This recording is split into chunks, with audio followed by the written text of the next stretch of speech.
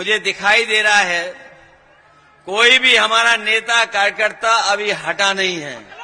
यादव जिंदाबाद। कोई कार्यकर्ता नहीं हटा है। इसका मतलब ये है कि विरोधी लोग जान गए होंगे आज कि यहां से समाजवादी पार्टी की प्रत्याशी ज्योतिबेन जी ऐतिहासिक वोटों से जीत करके जा रही हैं।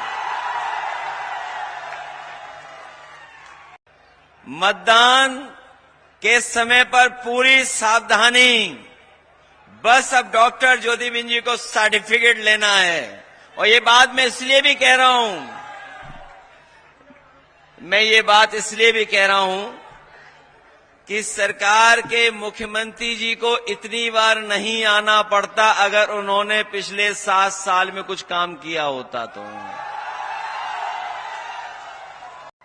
जब उन्हें पता लग गया कि जनता उनका साथ नहीं दे रही है तो उन्होंने अधिकारियों को आगे कर दिया, कर्मचारियों को आगे कर दिया।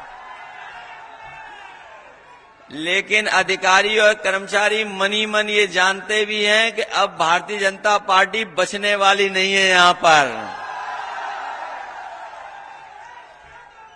और तब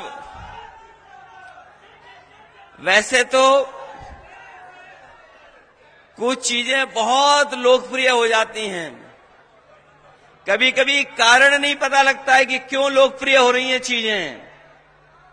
लेकिन इधर आपकी विधानसभा की कुछ चीजें, कुछ घटना बड़ी लोकप्रिय हो गईं। मुझे पता नहीं था कि यहां मटन युद्ध भी हुआ है। वैसे तरह तरह के युद्ध हम लोगों ने देखे हैं। ये इतिहास में दर्ज हो गया मटन युद्ध। जो हमारे मुख्यमंत्री जी हैं वो समाजवादियों से डरे हुए हैं, और डरे न होते तो कभी एक संत की कोई ऐसी भाषा होती है। हमारे यहां और आपके यहां सब जगह परंपरा ये है कि जो ज्ञानी होता है, जो जानकार होता है, वो कम बोलता है और मौन रहता है। इसीलिए हमारे आपके यहां मौनी बाबा, मौनी परंपरा है। लेकिन हमारे मुख्यमंत्री जी को तो कुछ उल्टा पुल्टा ही समझ में आता है।